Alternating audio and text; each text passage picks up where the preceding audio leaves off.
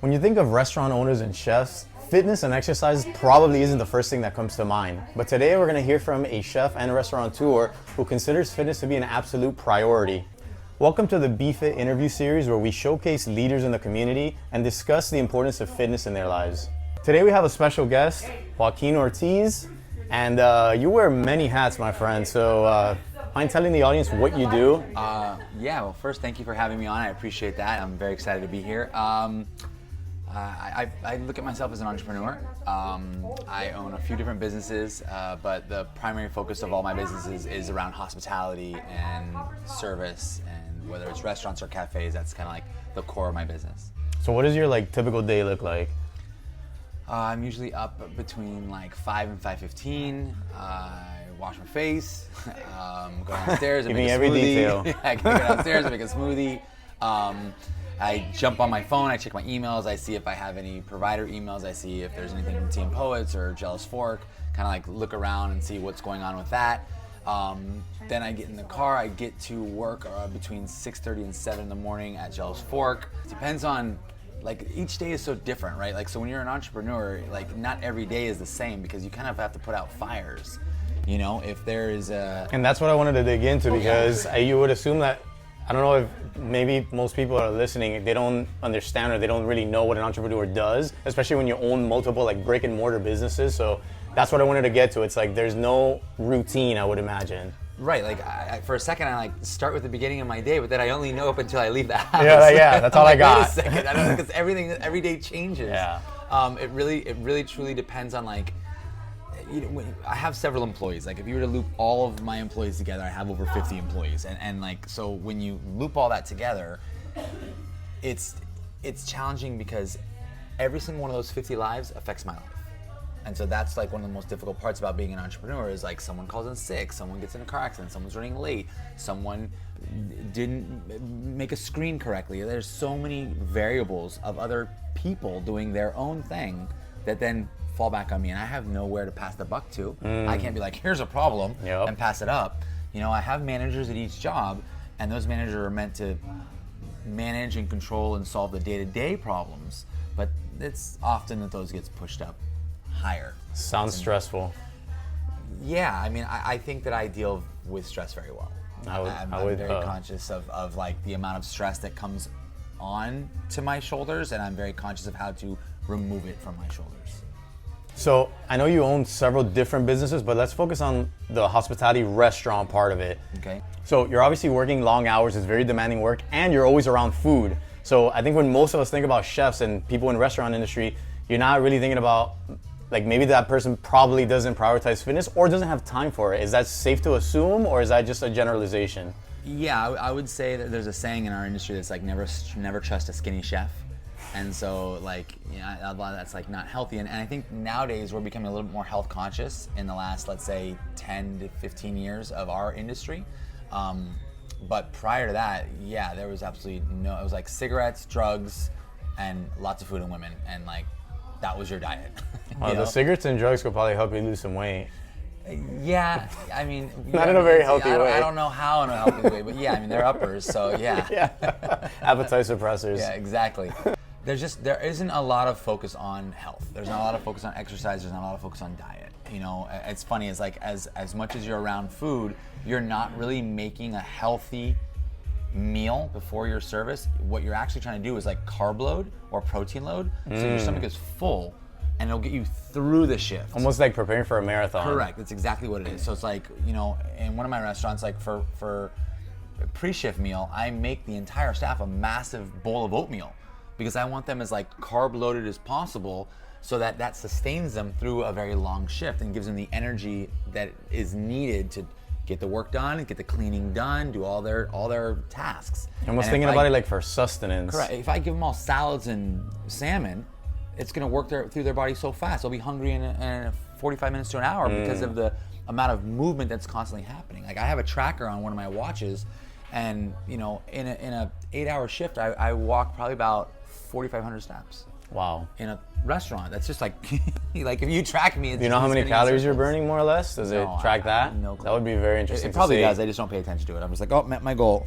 And that's an interesting point where I don't think it's so much about the food, although like being around food and all, but it's also just, it's a demanding job. It's a lot of hours worked. So you may not have the energy or time after a shift or before to squeeze in a workout, you know? Right. And it kind of reminds me of, we're both fans of The Bear, the show The Bear.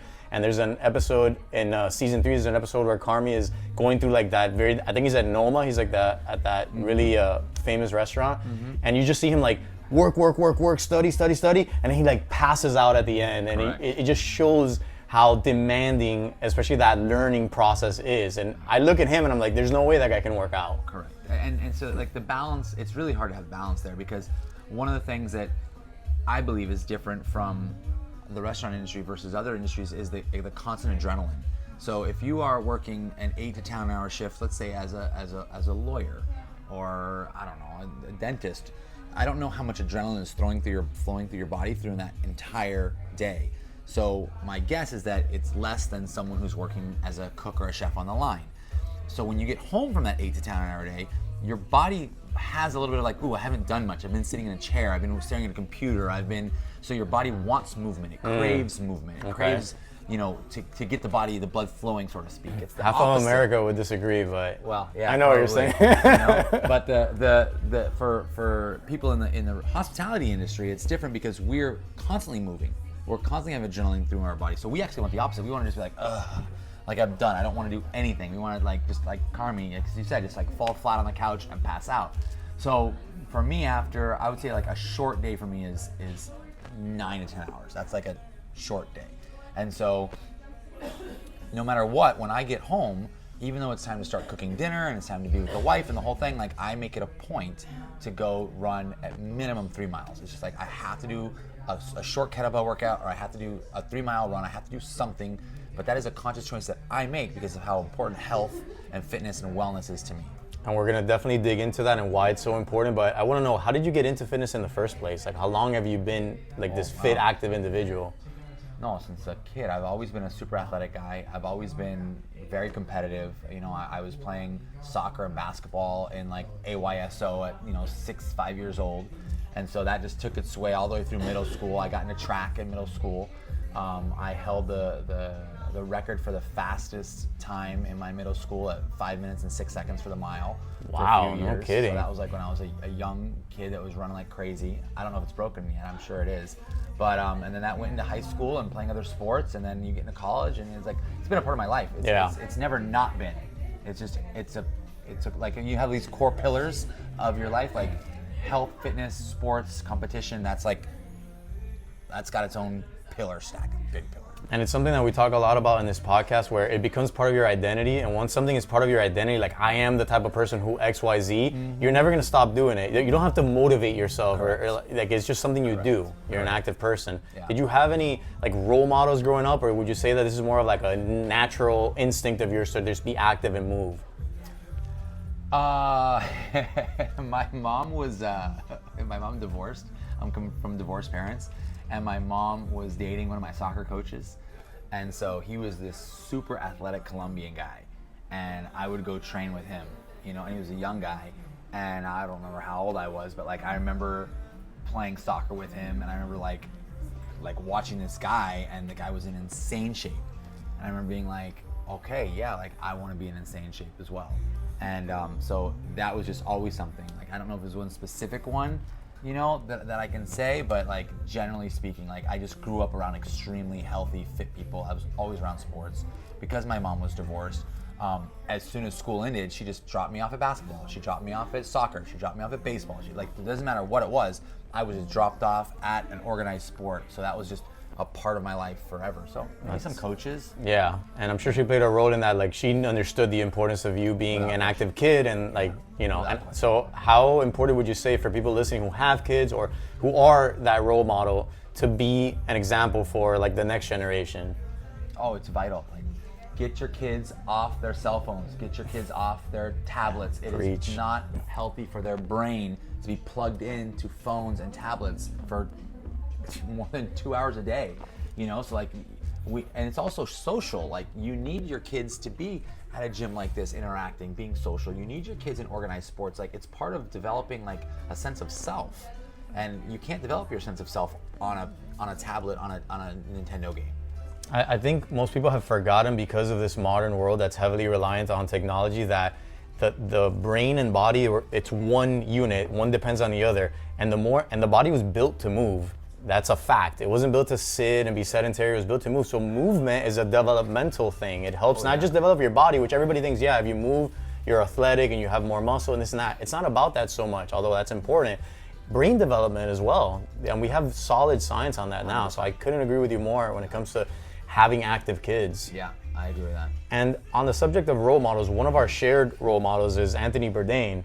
And you probably know about this more because you've read his books and stuff, but he was very active. A lot of people think, well, he ate for a living. Not necessarily. Like, he did jujitsu. He started jujitsu like in his 50s, I believe. How do you think he thought about fitness and how important it was for him?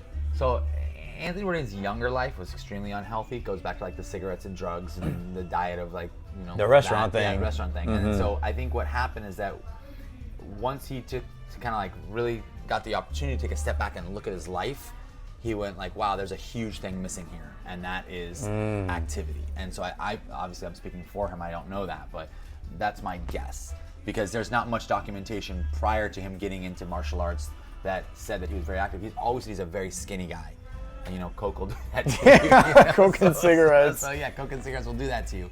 But, you know, as far as like specific around doing a sport, doing an activity, living a healthier life, he realized, like, wait a second, like, I have a different type of life now. I'm not standing on a kitchen on a line working, you know, 12, 16-hour shifts. You know, now I have some free time. And I think that's one of the major things, like time management. And so when you start to like take into your day this like perspective of like allotted time zones throughout your day, you know, Anthony realized, like, hey, I've got some free time, and what do I like to do? And he got into martial arts. I'm sure he also was thinking about offsetting some of the quote unquote damage, because yes, you're traveling and you're drinking, and he would drink a lot on a show and he would eat a lot. And I'm sure he's thinking, if I just live like this, like, I'm gonna be a mess. Yeah. So when I get back home, let me be disciplined. Yeah. I would assume that that's how he thought about it. But I mean, he knew he was a mess no matter what. So he says it all the time. But yeah. It's interesting to me because that tells me that, like, there's two types of people, especially when it comes to, like, let's say restaurant people. There are the types like you who were always fit, and it's just a part of your life growing up and it's part of your identity. And then there's those who neglected their health and their fitness for so long that it took a toll on them, and then life kind of pushed them to say, oh wow, I have to. And that happens a lot. I mean, I'm a trainer for a living. I get those people all the time. Yeah. Hey, I used to be really fit, or maybe I've never worked out before, but now I'm 42 and my doctor's telling me I have high cholesterol and high blood pressure and I need to do this. Yeah. And I have a kid and I really want to be a good example for them. So I feel like there are two, like, avatars, the ones that were always fit and the ones that realize that they really neglected their health and now I have to make time for it. I agree with that, 100%. So let's get into, like, your actual fitness routine. You said you enjoy running and kettlebell workouts. Like, what, do you have a set routine, or is it kind of like you go by how you feel that day? How many times a week? It's pretty set. Okay. Also, I mean, this week, my wife's out of town, so this week I've been able to actually run 8 days straight. So I've run 3 miles, 8 days in a row. Wow. Which is pretty good. So I feel very good about that. Again, a lot of it is that decision, like, oh my God, am I gonna spend some time with my wife, or am I gonna go for a run? And thank God my wife is extremely fit. She's super fit. She's like done, like 3 triathlons, marathon, like, she's a beast. So we both have this, like, mutual understanding. It's like, okay, it's time for us to work out. So even though we might eat dinner a little later, we both make it a point to work out. Do you guys work out together? I could never keep up with her. No. She leaves you in the dust. She's like, you want to go for a run? I'm like, yeah, sure. And after like 5-6 miles, I'm like, okay, I think that's it. I'm bored now. And she's like, oh, I still have 10 more. I'm like, Jesus. No. I have no interest in that. Same with biking, all that. No, she's a beast. And, like, you want to talk about inspiration and role model, like, her dedication to working out is insane. And that's super important. We talk about that a lot here too, is having a partner, a supportive partner that understands the importance, because a lot of times, you know, you would have a partner that is the complete opposite. It's like, why, you're gonna go work out again? Like, let's just have dinner, you know, and it's just like kind of dragging your back. Yeah, and I think that's a great thing, especially to, as you said, anyone who's watching this, you know, like, if you are the one who wants to work out and your partner's not supportive, you have to sit down and have that conversation, say, this is what I need. And if you are the one who's not supportive, recognize that your partner is trying to make a decision and make their life better and healthier, and help support them. You know, don't ask them to watch the movie. Don't ask them to sit down and do dinner. Like, give them the space, give them the half an hour, the 15 minutes to get that quick workout in. It's extremely important. Like, support system is everything. And speaking of important, why would you say fitness is so important in your life? Like, what is it that you like so much about working out and being a fit person? Okay, so for me, it's like a sponge, right? Like, I'm a sponge, and the entire day I'm like sucking in all this energy from my staff, from my guests, from like the problems in my work. Like, it's just like, I just fill up. And at the end of the day, I gotta wring myself out. You know, like, we all need something.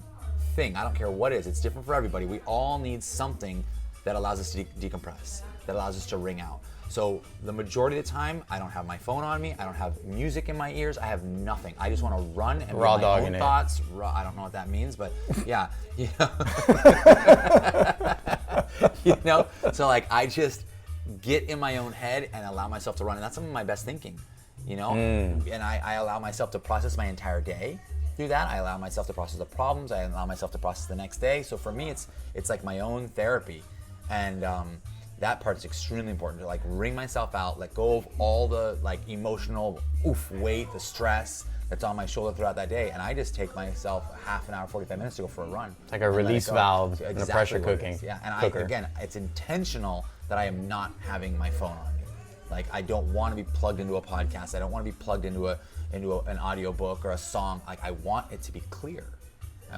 When I drive, I go on drives, then I'll listen to the podcast, then I'll listen to whatever's happening. But when I'm running, I want it to just be me versus myself.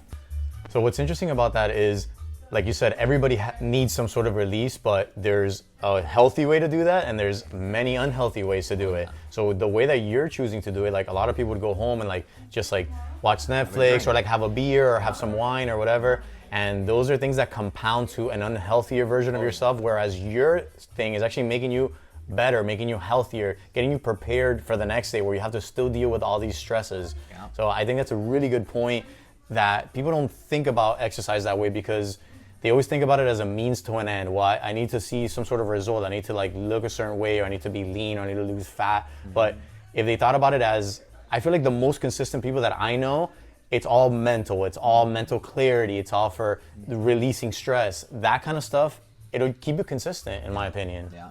There's a great YouTuber that I'm a big fan of. His name is Casey Neistat. He's a huge runner. And one of his philosophies in running, which I've taken myself, is that you don't run, or in this case, let's take workout, right? You don't run or work out to meet a goal as far as reps or distance. What he says is you do it for time.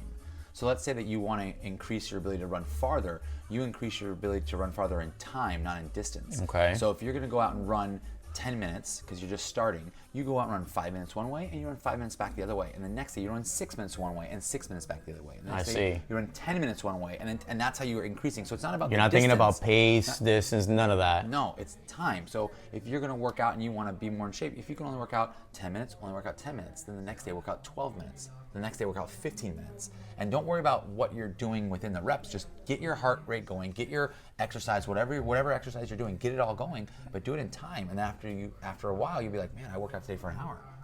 It's an easy way we always talk about progressive overload, which is just a foundational principle of training, any type of training. That's how you get better. You're progressively doing more, right? And that's just a very simple way to do it, because we tend to overcomplicate things, and there's no need to. You know, there's so many ways to just do a little bit more. So if that works for you, and I'm sure it works for a lot of people, just do a little extra time. It's as simple as that. Yeah.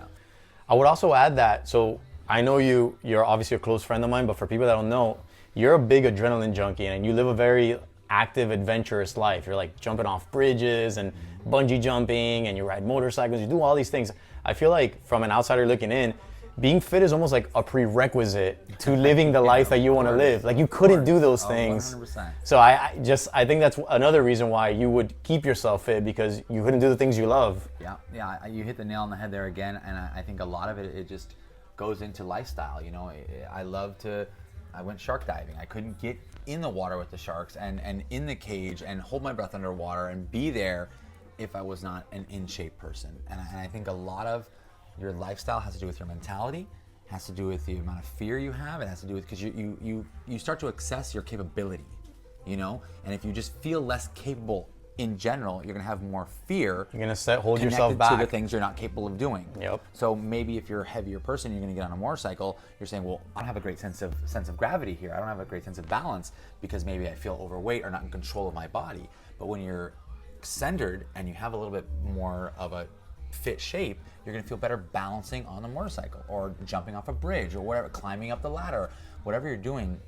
The more of a general healthy figure you have, the more confidence you're gonna have in your life. 100%. The more confidence you have in your life, the more you're gonna be willing to do other things that are a little bit outside your comfort zone. And everything magical happens outside of your comfort zone. That's a great point, and that's why I don't know if you've read the statistics because you read a lot of books about entrepreneurship, but like the top like CEOs, entrepreneurs, they all work out. Oh, yeah. And the reason they work out is because of exactly what you just said. They're taking risks. They're living these lives that are so close to that edge of like past their ability, and they know that if I want to be an efficient human being, if I want to accomplish all these great things, I have to be fit. Like there's no other way around it. You can't be out of shape. You can't afford it.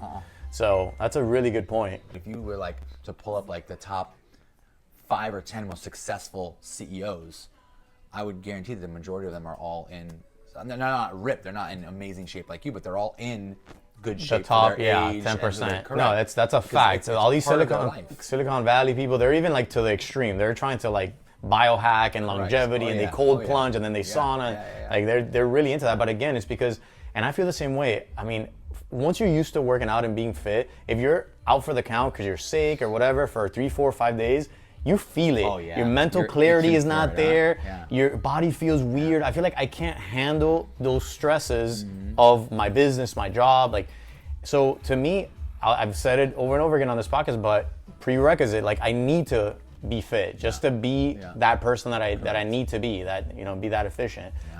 So to wrap it up here, what advice would you give to the listeners who maybe they're not in the restaurant business, but maybe they're just as busy or they just live these hectic lives? Like how would they fit fitness into their lifestyles?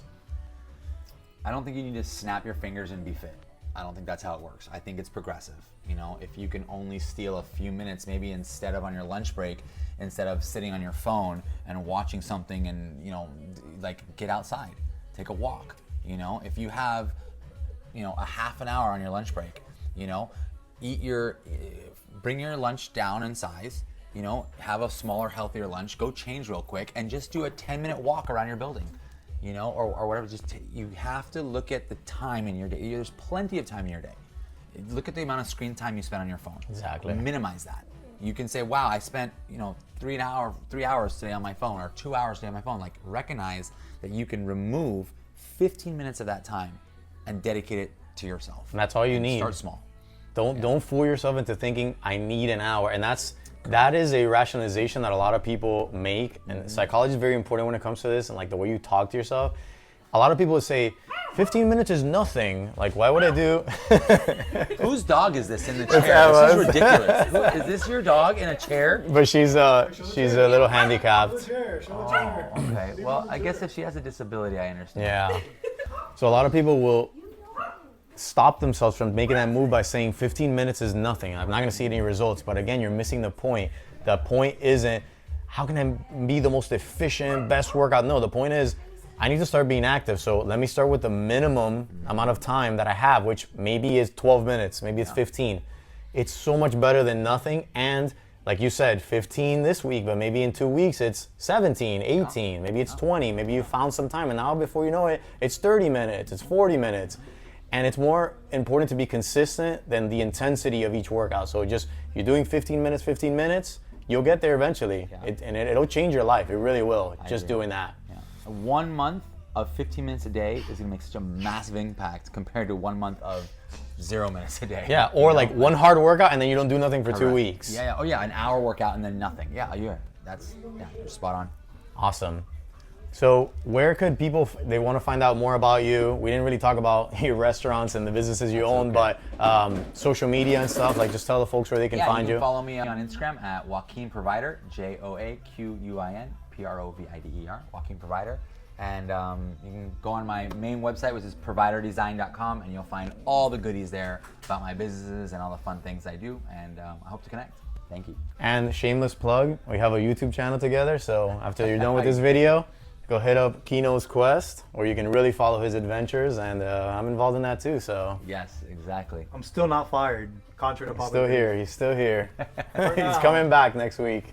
All right, thank you so much for being here, man. I course, no, appreciate thank you it. for This was having me. I great. appreciate this. I really Of course, appreciate it. we Thank you always so end much. with a cheers. So That's true. All right. it's a healthy cheers. life. Thank you. Cheers. We're always under the